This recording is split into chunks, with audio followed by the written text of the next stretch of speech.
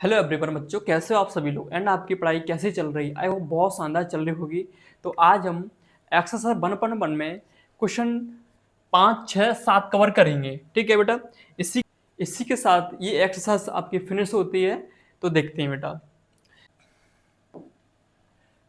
Question 5, check whether 6 power n can end with the digit 0 for any natural number n। ठीक है ना।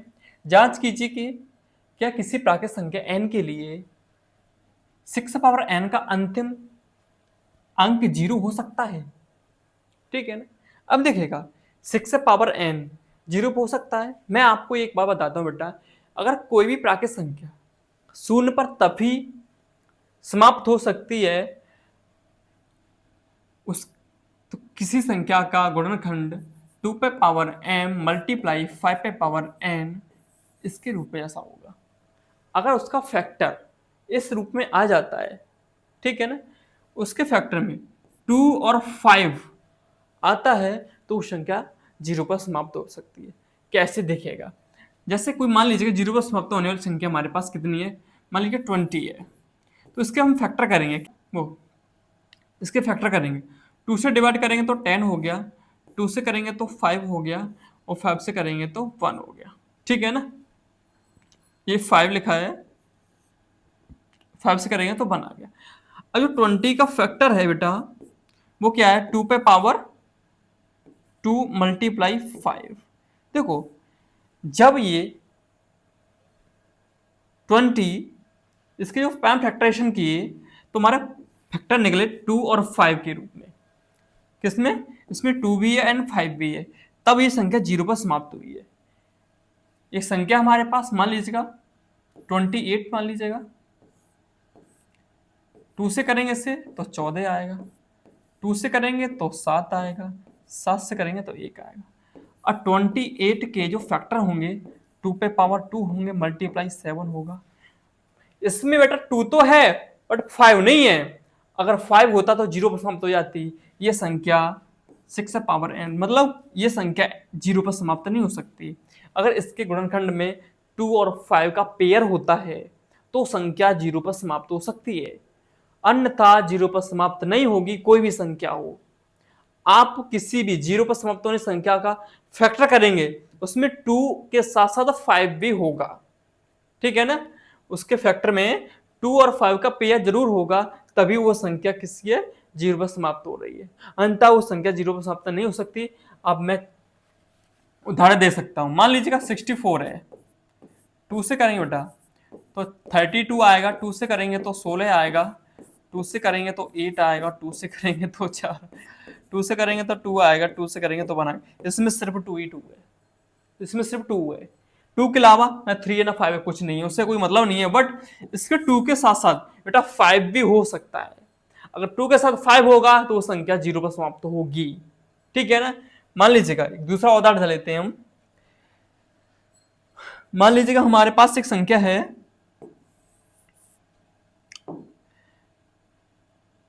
60, मान लो कितनी 60। 2 से करेंगे तो 30 आएगा, 2 से करेंगे तो 15 आएगा, 3 से करेंगे तो 5 आएगा, 5 से डिवाइड करेंगे तो 1 आएगा। अब 60 के जो प्राइम फैक्टर होंगे 2 पे पावर 2 मल्टीप्लाई 3 मल्टीप्लाई 5। देखेगा 2 भी है उसमें 5 भी है, तब जाके संख्या 0 पर समाप्त हुई है। अगर 2 और 5 का पेयर नहीं मिलेगा कि कोई भी संख्या 0 पर समाप्त नहीं हो सकती। ठीक है ना। कोई भी संख्या 0 पर समाप्त नहीं हो सकती। बट इसमें 2 भी है और 5, इन दोनों का पेयर है, तभी ये संख्या 0 पर समाप्त हो रही है, अन्यथा कोई भी संख्या 0 पर समाप्त नहीं हो सकती। ठीक है ना। तो किसी भी प्राकृतिक संख्या का गुणनखंड 2 पे पावर m मल्टीप्लाई 5 पे पावर n के रूप का होगा, तभी वह संख्या 0 पर समाप्त होगी, अन्यथा वह संख्या समाप्त नहीं हो सकती। ठीक है ना। इस तरीके की संख्या में देखते हैं आप। ठीक है ना। अब देखेगा 6 पावर n, तो ठीक है 6 पावर n क्या संख्या है? 6 पावर n। तो 6 के जो फैक्टर होंगे बेटा 2, 3 और 3 से 1। क्या ये संख्या में 2 और 5 का पेयर है? नहीं है। ठीक है ना।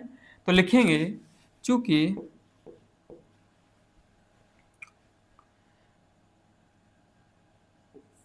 इस संख्या में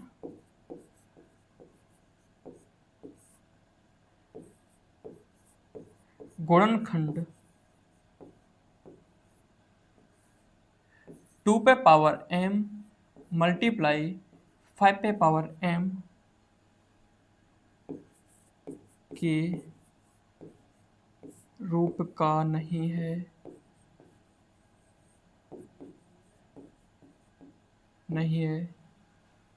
इसलिए यह संख्या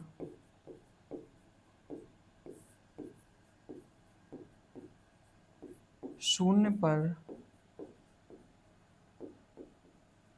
समाप्त नहीं हो सकती। ठीक है ना, कुछ नहीं है प्रश्न में, बस इसके फैक्टर करने हैं। अगर इसका फैक्टर 2 पे पावर m मल्टीप्लाई पे पावर n के रूप का आ जाता है तो संख्या 0 पर समाप्त हो सकती है, अन्यथा वह संख्या समाप्त नहीं हो सकती। ठीक है ना, तो इस तरीके से लिख दिया है सिर्फ इतना। तो क्वेश्चन नंबर 6, ठीक है ना बेटा। अब देखो, explain by 7 multiply 11 multiply 13 plus का 13 and 7 by 6 multiply 5 multiply 4 multiply 3 multiply 2 multiply 1 plus का 5 आर कंपोजिट नंबर। हमारे पास दो संख्या दे रखी बेटा, ये पूछ रहा है कि ये भाज्य संख्या है, क्या ये कंपोजिट नंबर है। तो देखो, मैंने आपको पहले ही बताया था बेटा कि कंपोजिट नंबर कौन से होते हैं, जिस नंबर के दो से ज्यादा फैक्टर होते हैं उसे कंपोजिट नंबर कहते हैं, उसे भाज्य संख्या कहते हैं। अगर इन संख्याओं के दो से ज्यादा फैक्टर निकलते हैं तो हम आराम से बिना झिझक के कह सकते हैं कि ये संख्या कैसी है, भाज्य संख्या है, कंपोजिट नंबर है। ठीक है ना, तो देखते हैं, सॉल्व करेंगे। क्वेश्चन है 7 मल्टीप्लाई 11 मल्टीप्लाई 13 और प्लस का 13। ठीक है ना, तो इन दोनों संख्याओं में क्या मिल रहा है बेटा, हमें यहाँ 13 कॉमन मिल रहा है, तो 13 को कॉमन लेंगे तो बचेगा 7 मल्टीप्लाई 11 और प्लस का 1। ठीक है ना, क्योंकि यहाँ 1 बचेगा। ठीक है, 13 और 11 7 या 77 होता है, तो 77 प्लस 1। ठीक है, इसके बाद इसको हम ऐड कर देंगे तो ये कितना हो जाएगा 78। ठीक है ना, और इसके बाद हम 1 कर सकते हैं मल्टीप्लाई में, क्योंकि देखो 1 मल्टीप्लाई में करेंगे तो संख्या पर कोई प्रभाव नहीं पड़ेगा, कोई इफेक्ट नहीं पड़ेगा। ठीक है ना, तो इस तरीके से 77 और ब्रैकेट हटाएंगे तो मल्टीप्लाई का साइन आएगा। तो इस तरीके से हमारे पास कितने फैक्टर हैं, 3 फैक्टर हैं बेटा। देखो 3 है या नहीं है, ठीक है ना, इस तरीके से क्या है, 3 फैक्टर हैं, तो लिख सकते हैं अतः यह संख्या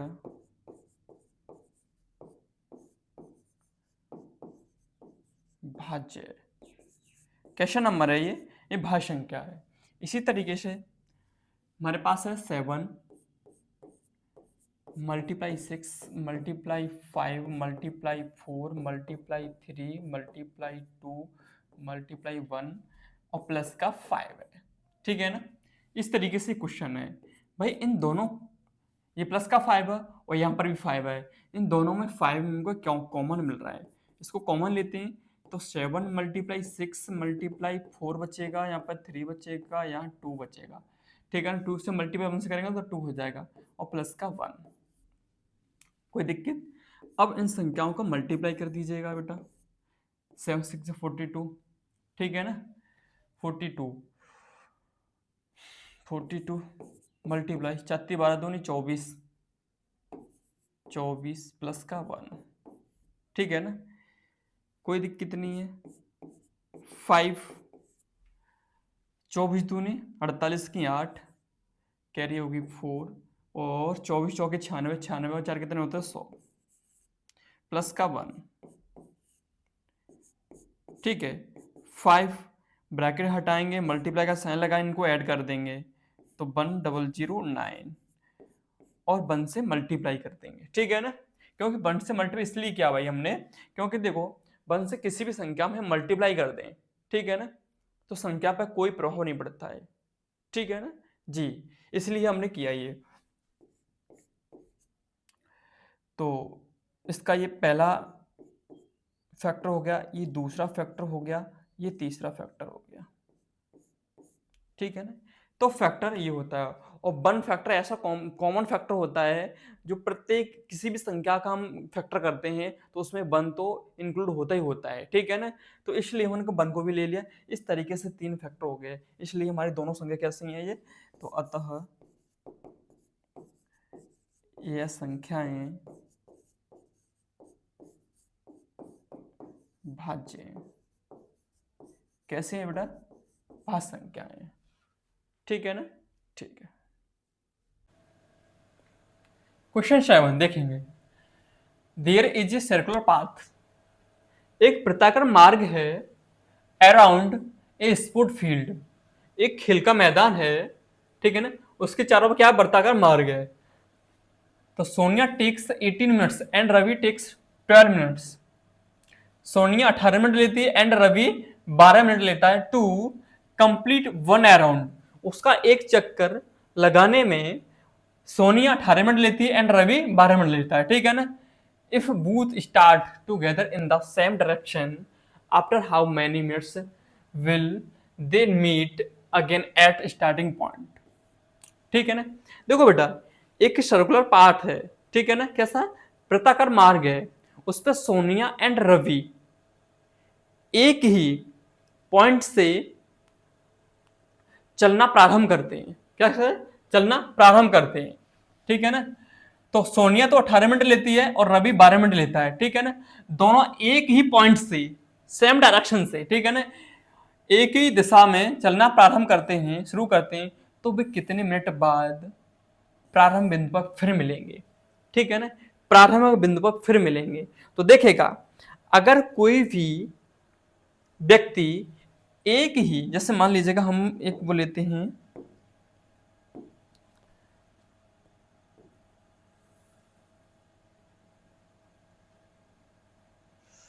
फ्रेम ले लो बेटा, हम ले लेते हैं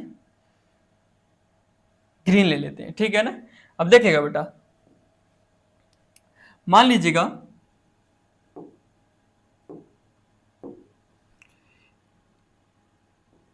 एक पॉइंट है बेटा, क्या है, सोनिया, इसको एक चक्कर लगाने में सोनिया को 18 मिनट लगते हैं, ठीक है ना। दोनों एक साथ एक ही दिशा में चलना प्रारंभ करते हैं, ठीक है ना, और एक ही पॉइंट पर, यहां यहां रवि है, रवि को 12 मिनट लगते हैं, ठीक है ना।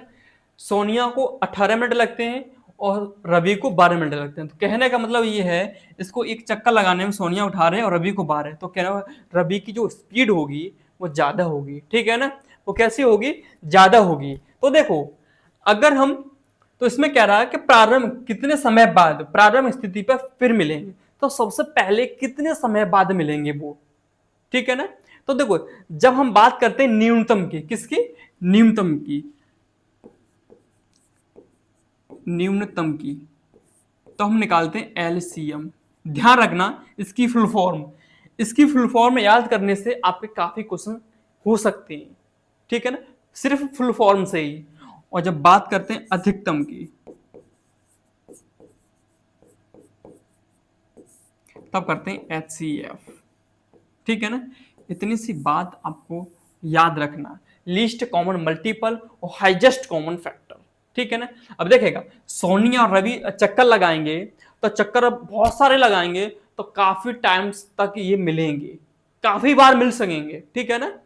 जैसे घड़ी की सुई होती है, तो भाई वो मिलती है, एक टाइम ऐसा आता है कि तीनों सुई मिल जाती हैं, कभी कभी तो दो सुई काफी बार मिलती हैं, और एक टाइम आता है कि तीनों सुई मिल जाती हैं एक टाइम पर, ठीक है ना। तो ये चीज ये है। अब देखेगा, कितने समय बाद, एक ही समय, तो वो कितने मिनट बाद, कितने मिनट बाद प्रारंभिक बिंदु पर फिर मिलेंगे। एक बार मिल चुके, यहां से स्टार्ट कर रहे हैं, और फिर कितने समय बाद सबसे पहली बार मिलेंगे, न्यूनतम जो टाइमिंग होगा वो कितना होगा, तो वो पूछ रहा है, ठीक है ना। तो देखते हैं,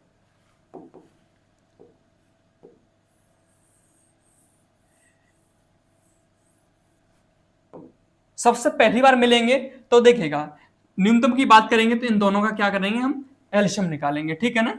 तो लिखिएगा यहां पर हमको गिवन है, ठीक है ना। सोनिया को कितना टाइम लगता है बेटा, 18 मिनट, और रवि को कितना लगता है बेटा, 12 मिनट, ठीक है ना। इन दोनों का एलसीएम निकालेंगे तो 18 का निकालेंगे बेटा, 2 से करेंगे तो 9 टाइम्स कटेगा, 3 से करेंगे तो 3 टाइम्स कटेगा, 3 से करेंगे तो 1 टाइम्स कटेगा, 12 से करेंगे बेटा 2 से 6 टाइम कटेगा, 2 से करेंगे तो 3 टाइम्स कटेगा, और 3 से करेंगे तो 1 टाइम्स कटेगा। 18 को क्या लिखेंगे, 2 पे पावर 1 लिखेंगे एंड 3 पे पावर 2 लिखेंगे। 12 को क्या लिखा जाएगा, 2 पे पावर 2 लिखा जाएगा एंड 3 पे पावर 1 लिखा जाएगा। इस तरीके से हमें चाहिए एलसीएम। एलसीएम चाहिए तो बेटा इसमें क्या है, प्रत्येक अभाज्य संख्या को लेना पड़ेगा और जो पावर होगी वो बड़ी ली जाएगी, ठीक है ना। तो देखिएगा 2 पे पावर कितनी है, हाईएस्ट 2 है, 3 पे हाईएस्ट पावर कितनी है, 2 है। तो कहना 2 पे पावर 2 का मतलब होता है 4, और 3 पे पावर 2 का मतलब होता है 9। तो 9 4 36 मिनट बाद वो सबसे पहली बार फिर उसी पॉइंट पे आ जाएंगे। एक बार समझना, एक बार मान लीजिएगा हमारे पास ये कौन है, रवि है। कौन है ये, रवि। रवि 12 मिनट में एक चक्कर लगा दिया, 24 मिनट में 2 चक्कर लगा देगा, ठीक है ना। रवि 12 मिनट में एक चक्कर लगा दिया, फिर 24 मिनट में 2 चक्कर लगा देगा, 2 चक्कर 36 मिनट में कितने चक्कर लगा देगा, 36 मिनट में वो 3 चक्कर लगा देगा, ठीक है ना। तब तक जो सोनिया है, सोनिया करें 18 मिनट में एक चक्कर लगाएगी। जब उसका दूसरा मिनट होगा वो 36 मिनट में होगा, तब वो क्या पहला एंड दूसरा चक्कर लगाएगी।